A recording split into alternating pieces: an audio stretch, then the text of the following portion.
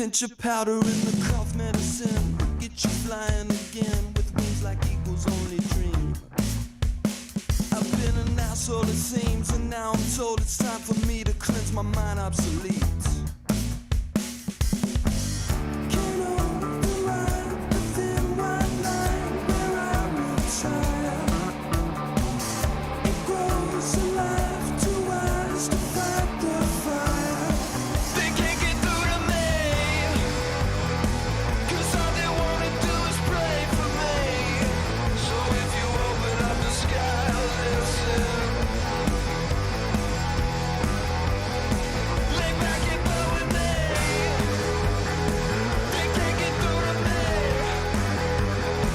Lay back and bow with me. They can't get through to me. They can't get, lay back and bow. Wait, are you an art enjoyer? If you are, tune into Carol's Corner at 5 p.m. every Thursday for discussions of all kinds of art, from music to film to paintings. I'll see you there.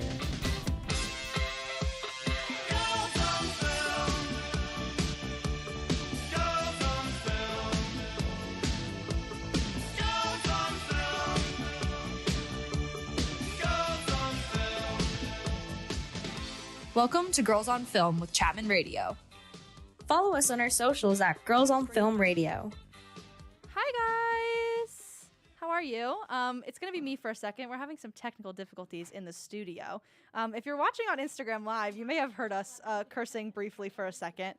But we're back with Girls on Film Radio with guest star Jackson Geffen here to fix the battery in the remote for the computer. Yeah, we tend to experience technical difficulties on our show. Welcome Travis, welcome Jackson. Our fans love you guys. Maddie's mom says hi, guys. Yeah, the mouse did not have battery power, so we couldn't. I switched everything over and literally with seconds to spare. Yay! Thank you, Jackson.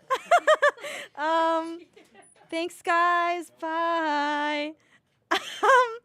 Okay, we're almost so back, guys. I hope you're enjoying this already. We're literally back. We're actually so back. We have never been more back. There's a lot going on just personally, and then with the station, that was a lot. Hi guys. It's been like 3 weeks since we've done the show. We've been busy. We've been busy girls. We went to New York and actually lived 30 lives in New York City, but now we're back and we're doing the show again, and my chair is slowly sinking to the ground. It's gonna be a standing show eventually. Yeah, we're gonna because these chairs are giving out. How are you, Maddie? We've had the most conflicting schedules the last week that I think we have. This is like my face-to-face time with Maddie. It's literally because Izzy and I spent actually like a full week together, like sleeping in the same bed, going to the same places, and like sitting next to each other on like flights and all these things, and then also living with each other and also doing the show. It's like it's kind of crazy because then suddenly next week it's break and then we aren't going to see each other for a week. And I have to sleep by myself. Yeah, it's really odd. So I'm glad that we're able to finally sit down and have a moment to discuss. We again have not done the show in a while, but that's just because of how successful and awesome Girls on Film are. Yeah, we're just so awesome and amazing. So thank you guys for tuning back in. If you haven't already, I didn't even give the tagline because so much was happening. Yeah. No filter, no boys, just two Dodge girls talking about the films we want to talk about. You know the deal. Follow us on Instagram if you don't already at Girls on Film Radio. If you're watching on Instagram Live, you already know the deal. If you're watching on YouTube, we have a YouTube stream that we do on Chapman Radio's YouTube. We're also streaming on chapmanradio.live and also the Chapman Radio app. So if you don't have the Chapman Radio app downloaded, go do that. It's free and it's on your phone and you don't have to click YouTube every time. Our episodes are on Spotify and Apple Podcast also. There's no excuses to not be listening. There's actually like 37 ways to listen to our show, and we're doing it all. I have not watched anything this week at all. I've had no time to watch anything. Within the past 3 weeks or however long it's been since we've done an episode, what have you watched? Anything?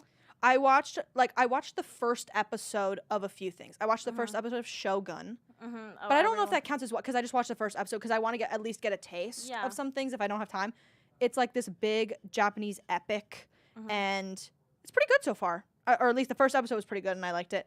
And then I watched the first episode of The Gentleman, which is on Netflix, which is Guy Ritchie's film. It's based on the movie with Matthew McConaughey and like that a bunch of other Irish actors. I don't know. It's fine. It's like an action thing. And then I think that's literally. Let me check my letterbox. I think it mostly has been shows because I've not have time to watch like a full movie. I watched a lot of YouTube. Well, you literally just watched Dune. Oh, you're so right. You literally just. You're watched so Dune. right. Well, I don't. That's a lot. I could go on for actually days about it. I did watch Dune too. That was in the theater. Yes, that was amazing. I could speak about it forever. It was a 5-star movie. Was it better than the first one? I have yet to decide in my brain yet. But I will be seeing it again with my dad when I go home for break because he has not seen it yet, and he was very upset that I watched it without him. Well, you had to because the spoilers. Internet, the was spoilers were speaking on actually all of it. everywhere. I guess I rewatched the first Dune on the plane back while I was doing homework from New York. I don't think I even watched anything on our flight. I don't remember. I know the first one you didn't because I was right next to you, but the second one I was not next to you. Oh, I was doing homework. Yeah, I was doing homework and I just had Dune as my background noise. I was just because Dune I as didn't my background have the noise. thing to listen on or to watch on the actual flight. But I feel like I watched this so long ago, but this is literally the last time we had done an episode. But I was watching Mr. and Mrs. Smith. Yes. And I think I'm almost done with it. I have like 1 or 2 episodes left. Oh my god, it's so good. Paige started watching it after I started watching it, and she described it as like, this feels like an adult show. But if I was a kid and I saw this ad, I'd be like, this is an adult show. But if I was watching it in the background as my parents were watching it, they have jokes in there that me as a child would understand, which I really like. It like, it'll be all these serious moments, and then there'll be like a fart joke. Like they will be like farting and so it's like with each other. It's like young comedy, No, but it's adults making young comedy. No, I think it's the jokes or the humor that's in it is light humor that you would find funny with a new partner that you're settling down with. So it's like jokes that aren't too serious or aren't too offensive. Okay. Aren't too like. So it's not raunchy. It's not raunchy. There's like a little bit, obviously, but it is really good. And I just like the light moments and the dark moments. Obviously, it's Mr. and Mrs. Smith. Like there's gonna be crazy fight sequences and death sequences, and I just love Maya and I love Donald Glover. I think he has that kind of comedy that's a little bit like not raunchy. It's like goofy comedy. So it makes sense. And I knew that going into it. I had these weird expectations because originally it was oh my gosh. I actually am brain farting so hard right now. The writer, like a director or something? No, it was originally Phoebe Waller-Bridge that was supposed to be Mrs. Smith or was supposed to be Jane. Yes. And then she dropped out of it. And there was a lot of like contention around that because they had worked on Star Wars together, and that they had good chemistry in that. So then people were like, "Oh no, like is this project gonna fall through or whatever?" But then Maya was able to fill this role and like be Jane in such a different way than what Phoebe would have been able to do. I like forgot that she was in it because I remember the first post about it where So I haven't watched it in a while, but I was watching that. And then I went to my boyfriend's house like last week, and he played for me Love, Death, Robots. Like we were watching the Netflix show. Yeah. Oh my god, it was so good. Well, what's the word? Anthology is the word I was looking for. Oh my gosh. Which episode? Because I've watched 2 episodes.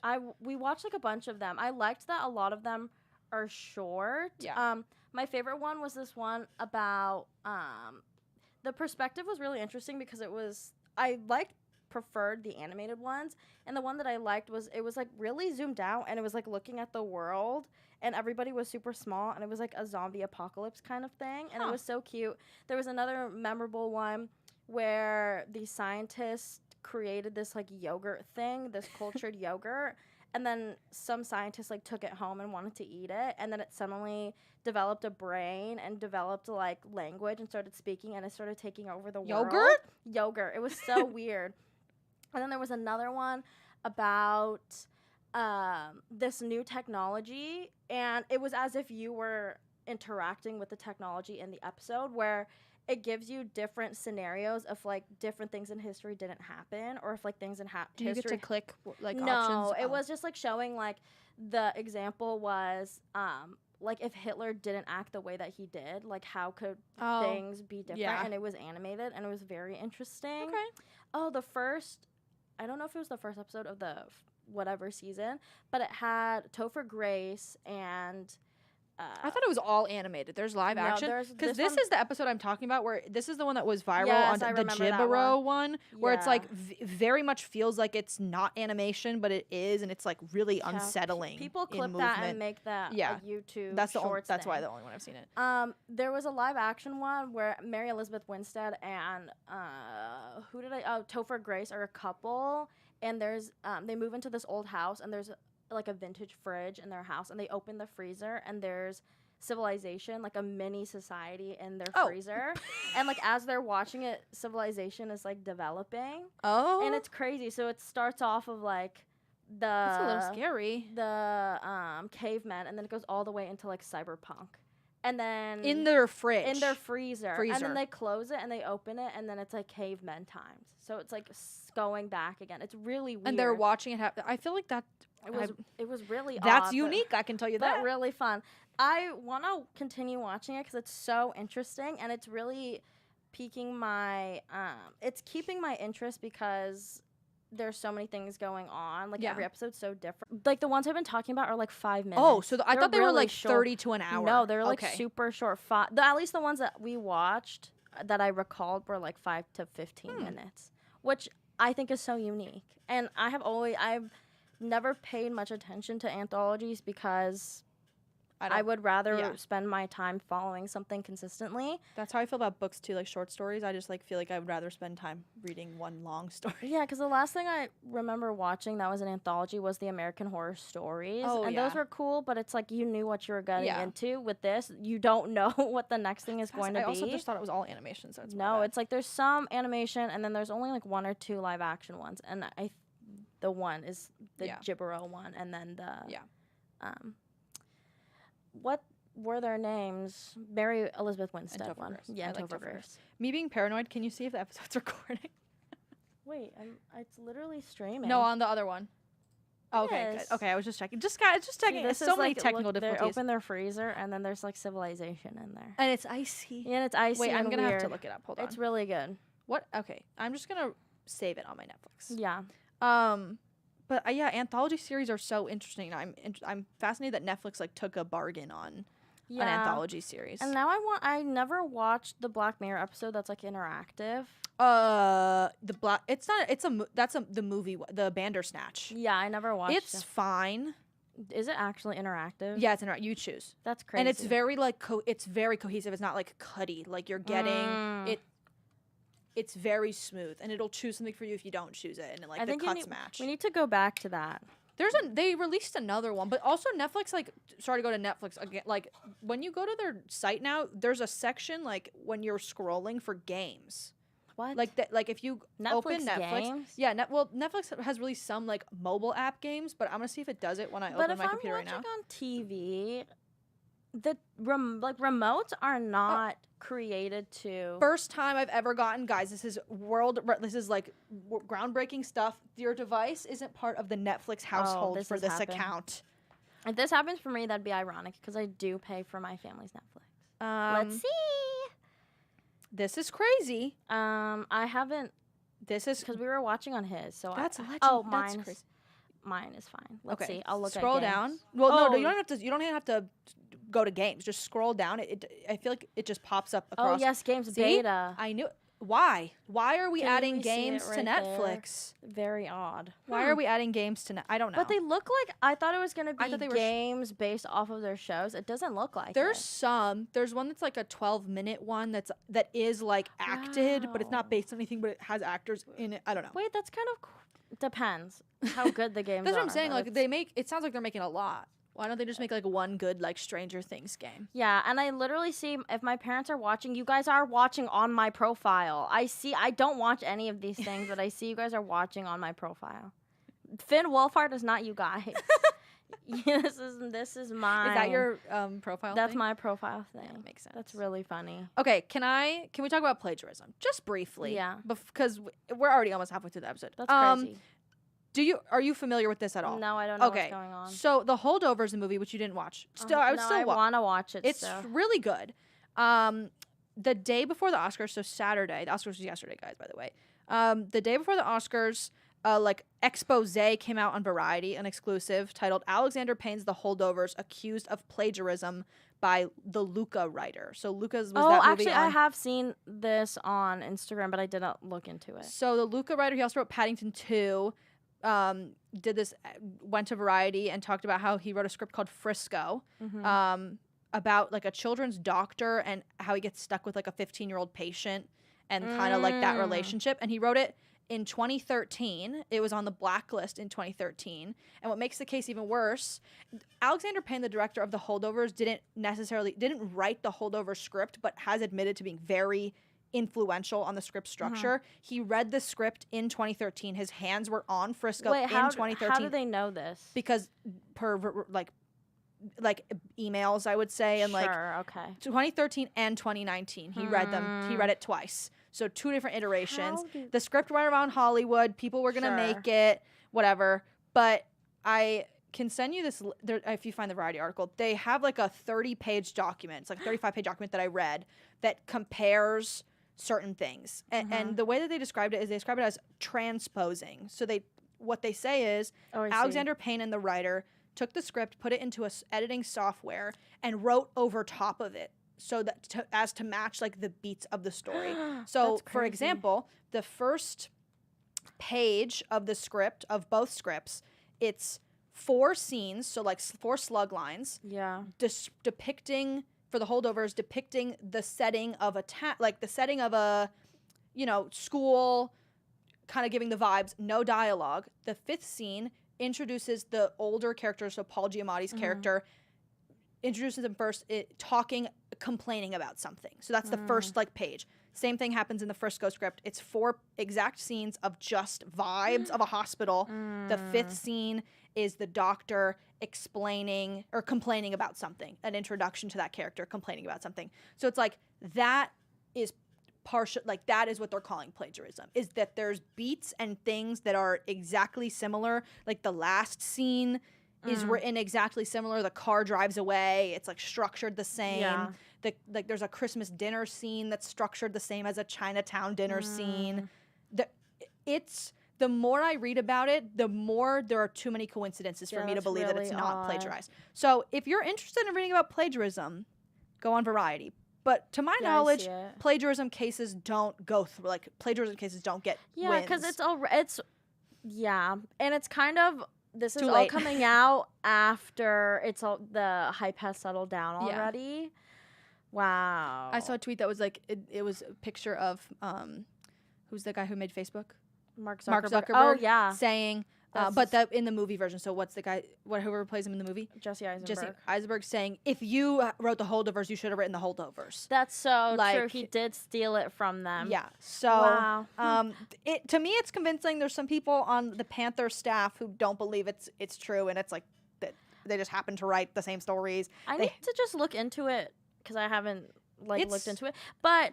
One of the hardest parts is to create the structure of a story because you can have an idea and characters and all these things, but if you don't have the flow, it's not going to be readable. It's not going to be watchable. And if this is creating the flow for you, I mean, I would say it's like all flow, all story, no lines, but there's things that were copied. There's credit card fraud in the Holdovers at a hospital, and then there's credit card fraud at a hotel in the other movie. I like the same part of the story. Whoa. So it's it's things like that where it's that's not technically plagiarism, but in structure it. Has the writer said anything of the Holdovers said anything? No, because the writer was nominated yesterday, but they're not accusing the writer. They're accusing Alexander Payne, the director, who had his hands on the script.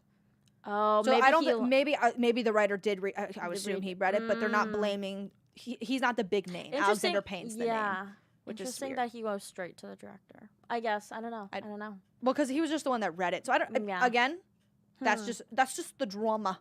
Yeah. But I thought it would be interesting because I know you're a writer, so interesting that we'll be talking about it in a sec. But like that structure I is the bet harder this part. will be brought up in one of my classes. Wow. How do you even like find out? I don't know. Like, how do you find out about? Well, I would say like he probably watched the movie too late. Like he didn't. Did the guy who originally wrote the script like not watch the trailer and go like, huh, suspicious? But again, he could. Oh, because it was on the blacklist. I was like, how do you know that it was going around? It had. Yeah, I was thinking it has to be on the blacklist. In the Variety article, it talks about like how some people were going to direct it. Like it was like. Well, yeah. If it was going around and that many people liked it, yeah, it's undeniable that a top like director. Or yeah, like the producing duo behind The Power of the Dog wanted to make it. So people wanted. Verve is an agency that wanted to make it. I don't know.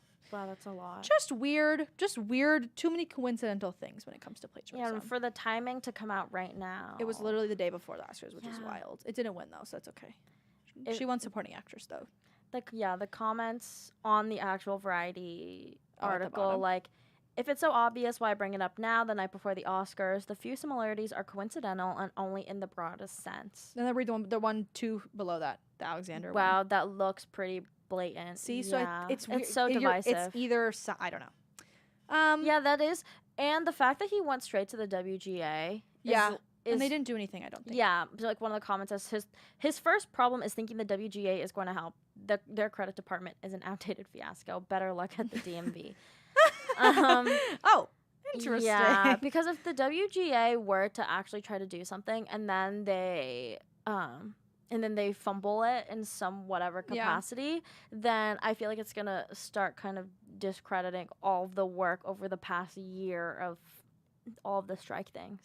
Potentially. I don't know. So much drama. There was a lot of drama. Would you like to explain what the point of this episode today was that we have a little bit of time to do? Yes. Actually, how is it already 5:30? That's literally insane. Technical difficulties, and we just gab. We just literally gab.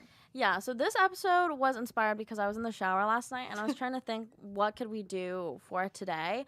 And then I've been just coming up with these ideas on the fly, and this one was, I was thinking about just with the Oscars having just happened yesterday and what's kind of relevant, at least to my position right now. I am freaking working myself to the bone trying to write this script for one of my classes, and I was like, I'm so in screenwriter mode. I need guidance in any way that I can that isn't just from my fellow classmates or my professors.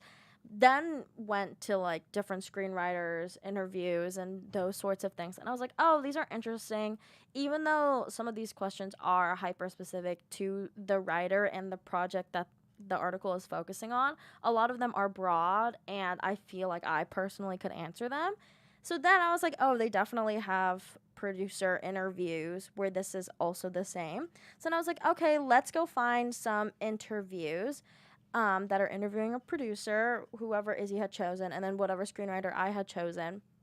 And we ask each other these questions that these interviewers were asking these producers and screenwriters, and how we would personally answer them and our like opinions on it. And then also sharing what those producers and writers had to say as well, to kind of see like for people that are already deep in their craft and deeper in their career, and then for us to just be starting, how our answers can be similar or different. Yeah. To get some inspo for our future endeavors. Yeah. So you want me to ask you these? I'm going to ask you the first question because I like the first question of the Diablo Cody interview. Okay, do you want me to look at it? So I put your questions in the doc as well. Okay, I'm looking. Let's see. Yeah, so who did you choose for your producer? Oh, yes. This was just because when Maddie asked me, I was like, I've never like thought about my favorite like female producer. And then I was like, what like set of movies from like a director are my favorite, because usually directors will stick with the producer. And I was like, Christopher Nolan. Yeah. His wife Emma Thomas just won the Oscar yesterday for producing Oppenheimer. So I was like, I guess we'll do that. Because I feel like, I mean, when we talk about like Interstellar, Inception, Memento, like these movies are, you know, some of the biggest blockbusters. And not that I want to be a producer, but I think like as a female producer, being able to produce these big ass movies is very cool. So I would say she's even just like as inspiring to me, like subconsciously, but also I'd assume to a lot of female producers. So I think that was why I chose her. And you chose. I always talk about Diablo Cody every time we have an episode, I feel like, just because I think her broad scope of what she writes is so inspiring to me, and the fact that everything that she kind of writes has a female focused character, and that's how I feel as if my writing also is. So I really like that. And with kind of Lisa Frankenstein also being out, which I unfortunately still haven't watched, the questions that we had pulled for Diablo Cody had come from an interview that was kind of more during the Juno era, and then the questions that I had pulled for Izzy were a recent one with Emma for discussing Oppenheimer. So, like, also from 2 different time periods, which are kind of interesting. I read the whole Diablo Cody interview and I liked it a lot. So maybe we'll post the links to these interviews on our Instagram. If you'd like to read Be a little them. interactive. Do you want to go first? Do you want me to go first? Okay, I can ask you the first one. Okay, go. Okay, so this article or these questions are coming from an article called Oppenheimer producer Emma Thomas on the biggest misconceptions about Christopher Nolan and why it's the riskiest film they've made. And this came out in the beginning of January. So this question, the title of producer can encompass so much. At its core, what do you think the role of a good producer is? See, I'm like not going to answer in the way that I think Emma Thomas would answer, but like one of the things that producing teachers will always tell you is like you're the first one to get there and the last one to leave. And that like is a metaphor for a lot of things. Like I think I've written that in my journal like many times. Like you're like the first person on set. If you're on set, you're the first person you're starting the rehearsals, you're the first person on set, you're the last person to leave the set, making sure everyone else left. You're taking the brunt of all the issues because I can get to that in a sec. But like metaphorically, even like you're at the start of a project, you're there when it begins, and you're also there right when it ends. You're there up until, again, like how she won the Oscar yesterday. That's the end of Oppenheimer. Oppenheimer's over. Yeah. So she was there from the beginning. Whether she was she's Christopher Nolan's wife. Let's assume she wasn't. Like maybe she was the one who originated the project and decided, oh, we need to adapt this book. You're there from the beginning to the end. So I think that's a good way to encompass it. And then the way I talk about being an agent is similar. Like you are facilitating all these creative people's business so that they can put their best foot forward. Like you are the business person and you are organizing and you're making sure everyone's getting everyone on time and knows the right information so that all these creative people who may not be as organized as you are as a producer can do their job to the best of their ability. That's my answer. And if that then- was concise enough. What Emma had said was, that's the interesting thing because you can ask 10 different producers and they will give you 10 different answers. You can also be a producer on 10 movies and do the job differently every time because that's what the job requires. I don't know about others, but I know what I do. I work with Chris, so I fit what I do around what he needs, if that makes sense. The common thread between what I understand my friends who are producers do and what I do is that we are with a project from beginning to end. That is the one thing that is absolutely the key. It's like we're shepherding something from the beginning. Okay, well, actually, we're No, literally said like very similar things. Okay, well, okay, No. that works for me. Period. Well, but that's interesting that she said, yeah, it is true. Like every different producer will have a different answer depending on like who they're working with, and it makes sense that she has developed that relationship with her husband. So I know, calling him Chris. I was like, who's Chris again? I was like, oh yeah, duh. who's Chris? Okay, this is a longer question that has a context, but you'll be able to answer the second part of it. Wait, which interview is this from? This is the same one, the Writer's Digest one that you sent me. Oh yeah. So this interview is the Writer's Digest interview Diablo Cody. After taking home the Oscar for her very first screenplay, which was for Juno, stripper turned memoirist turned screenwriter Diablo Cody is ready for her close-up. I love this article. Okay, so she is asked, you'd never written a screenplay before Juno. You've said you simply had a mental image of a pregnant teenager interviewing potential adoptive parents. So when you got the idea, how do you begin the process of expanding your image into a full-fledged story? So I think that second part. When you get an idea, how do you start expanding? I think because for me, my ideas are either like a character or a person or like one scene. But that scene is only like, it might be just like one action or one interaction between two characters or whatever. So giving that scene or those characters context and then building out from there. Because sometimes it'll be a scene that's like in the beginning, or it might be a scene that's all the way at the end and then having to backtrack all the way. Whatever the scenario or like sequence is, it can be more difficult or easier, at least for this poker face thing that I'm writing for one of my spec classes. It was easier because I had a poker face kind of outline that I needed to follow, but then having to develop the story was hard. So I don't know, like for me, I guess expanding an image into a full-fledged story comes from giving whatever the scene or idea that I have first image is like the context to how that happened And in do the you story. think that when you wrote your first script, if you can remember, like, do you think that like what did you do the first time you ever had to write Oh my god, I just remember being so scared because I didn't know what the hell I was doing. I'm trying to remember what it even was because the first screenwriting class that I took within the screenwriting program, because it's so different now, was it was like an intro class, I think. So it wasn't even a script, it was like a scene. And I didn't really even understand the differences between like what those things were. So I know that my slug line was all messed up. I know that all of my things were all messed up. Yeah. And I think I was writing it much more like narrative, like lyrically narratively than straightforward, like how in screenwriting it usually is. So I think I was just following writing instincts, not really following screenwriting instincts. So Diablo Cody says, I'd gone to the bookstore, and while I hadn't bought any books on how to write a screenplay, I'd bought a couple of scripts so I could see how the formatting works. I just needed to know how a Hollywood screenplay looked on the page, which was something I was totally unfamiliar with. I had American Beauty and Ghost World, and interestingly enough, the producers of Ghost World wound up producing on Juno. My now ex-husband convinced me to use our last $200 to buy final draft, so I just sat down and started writing a movie. It's that simple. No, like I think that was also, I completely agree with what she says, because I remember being in my screenwriting class, I was like, there's only so much that I can take away from what a professor is telling me what a slug line is. And the examples that they give you in class of like what a slug line is are from movies that I don't care about. Yeah. Or like from TV shows I don't care about. The amount of times that Breaking Bad has been shoved down our throats in like film school is insane. And The Little Mermaid. And The Little Mermaid. So when I was trying to figure out if I had an idea and I knew that I had a comp for it, I would seek out a script from that film or that show and seeing how that was formatted. Okay. Or seeing something or I would seek out a script from a film that is super ambitious, because to me, if something as crazy as Everything Everywhere All at Once was able to be made and produced and like people liked it and were willing to read it, that means their formatting, their writing had to be good. So it's like it lights a fire under my ass, I guess, In a which good is way. basically what she's saying too. But okay, the next question for I'm Izzy scared. is, how does it work when he or like your director is when he's working on a project? Do you read a script in stages or want to come in pure when it's done? So she's talking about Christopher Nolan. Yeah. But okay, so I've produced technically like 4 things. The AP that I just did, an animated like short film, a grad pilot, and then something else that I'm forgetting. All of those things I have produced were I like came in when there was already a story and there was already a script.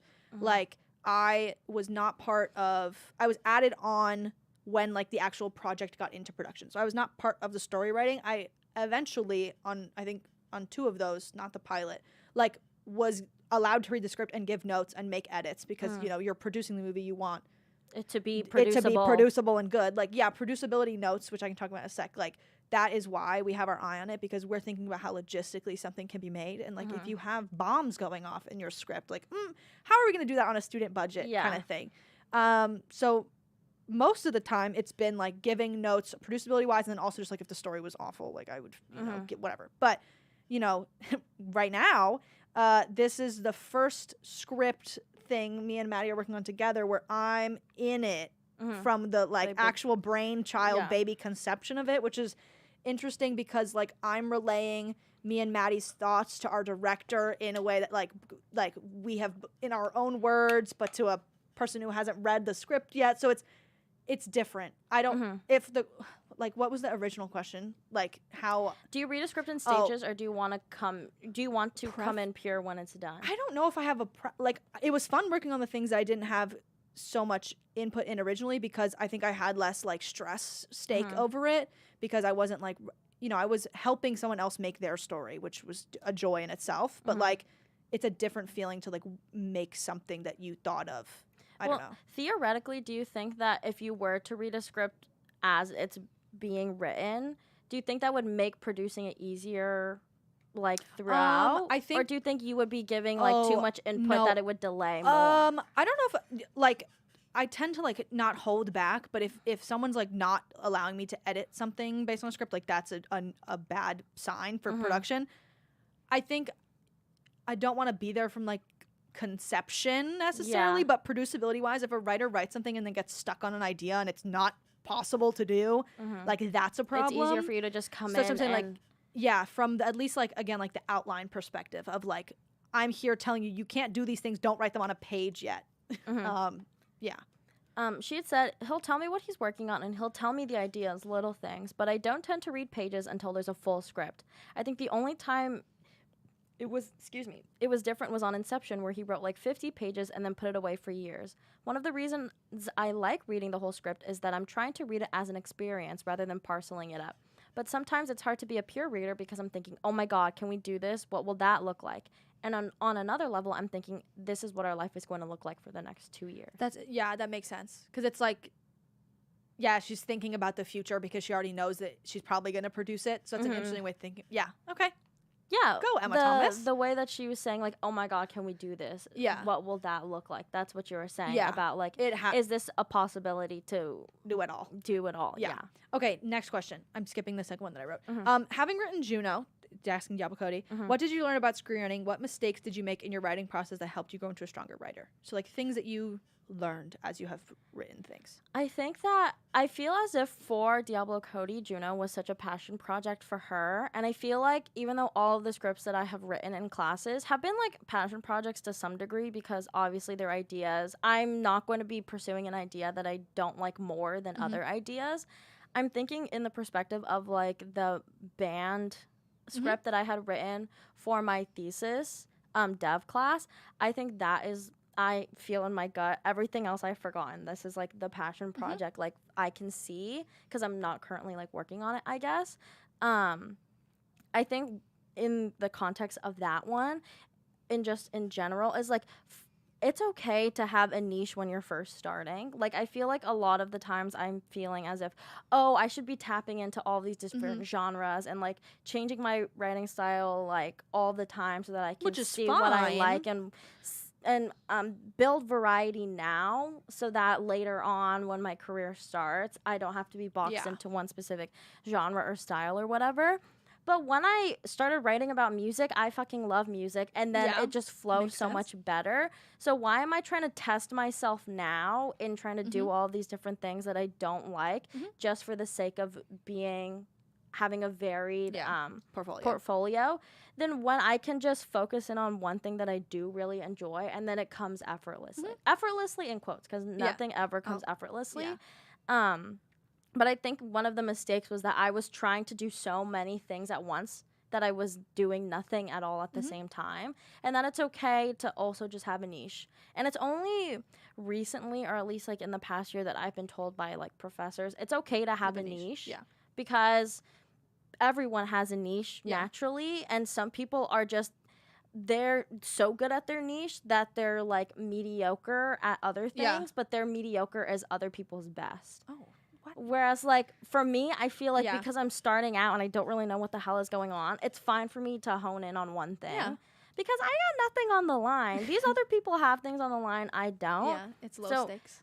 Once you kind of get the ball rolling on something you really like, then I feel like I will be able to apply the things I learn in that scenario No, that to makes other sense. scripts and stuff. So she writes, oh my goodness, I've made so many mistakes. I still cringe at certain lines in the movie. The fact is, when I wrote Juno, and I think that's part of the charm and appeal, is that I didn't know how to write a movie.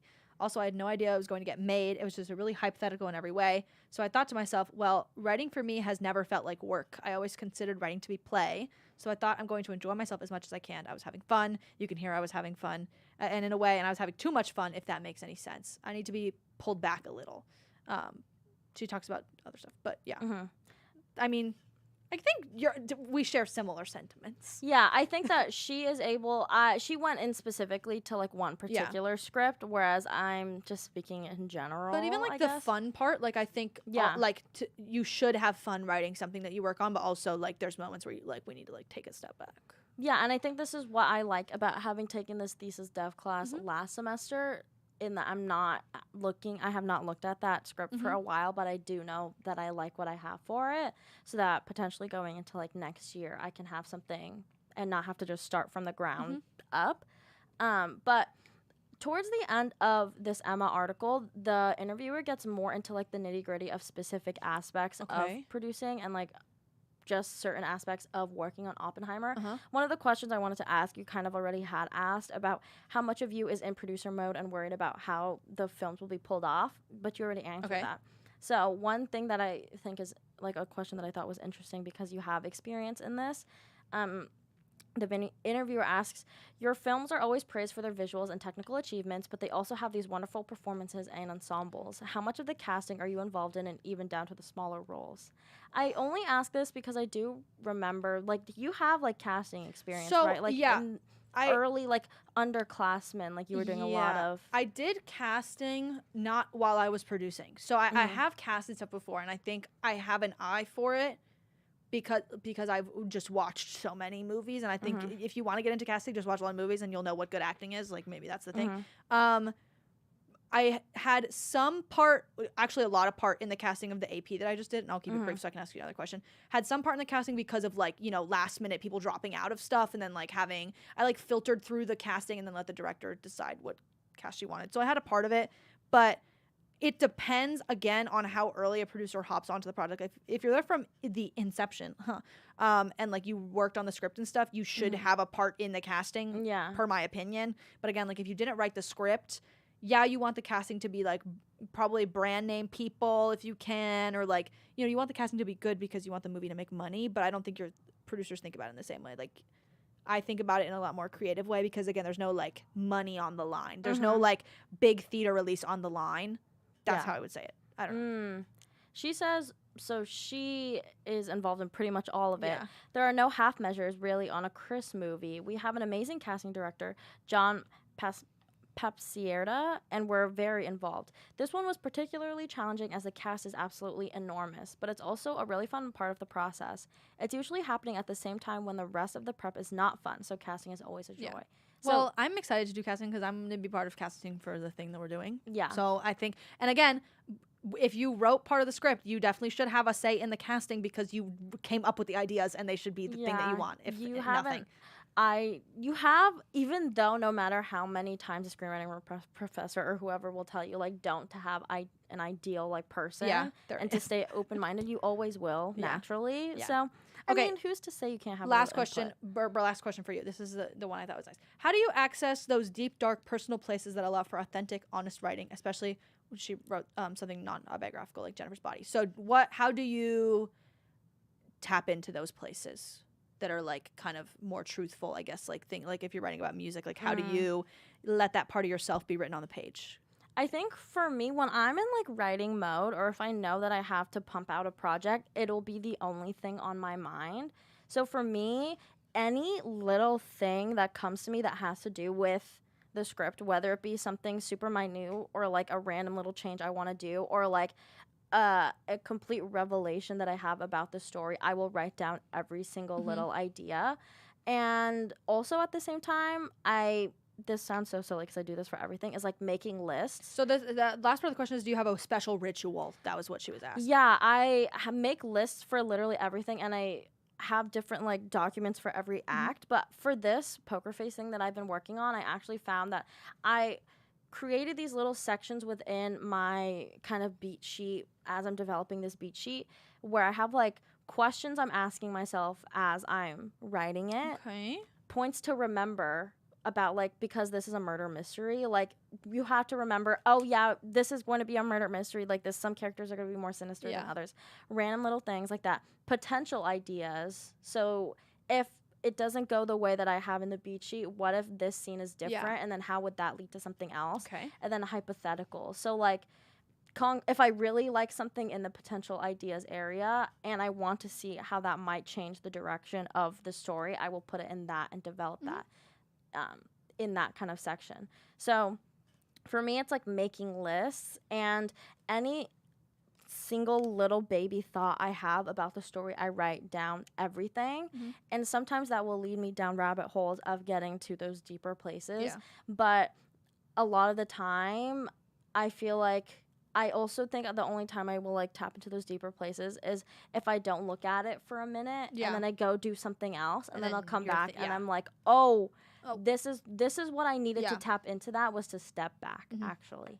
So she says to the rituals question, no, unfortunately what I do is develop some sort of ritual to ignore the Diablo instincts because my writing has a tendency to be too self-reflective. I wish I could branch out and relate to how other people feel and write a period piece but about some emotionally guarded old man who had a crush on a track trainer. I can access my emotions too easily. What I need to do now is work on my craft. I think what's interesting for her is that she has, at that point in 2008, she had lived 1,000 Yeah. lives. I'm only 21 Yeah. years old. I have not lived Yeah. enough life to be, I Yeah. feel like, as emotional in my writing And yet. she says she doesn't have her craft down, but now she does. But oh yeah, now how many years later, she definitely Yeah. does. I just feel like I need to live more life to be able to tap into deeper places. Not to say I want to go through like a traumatic event or something. but no, it makes sense.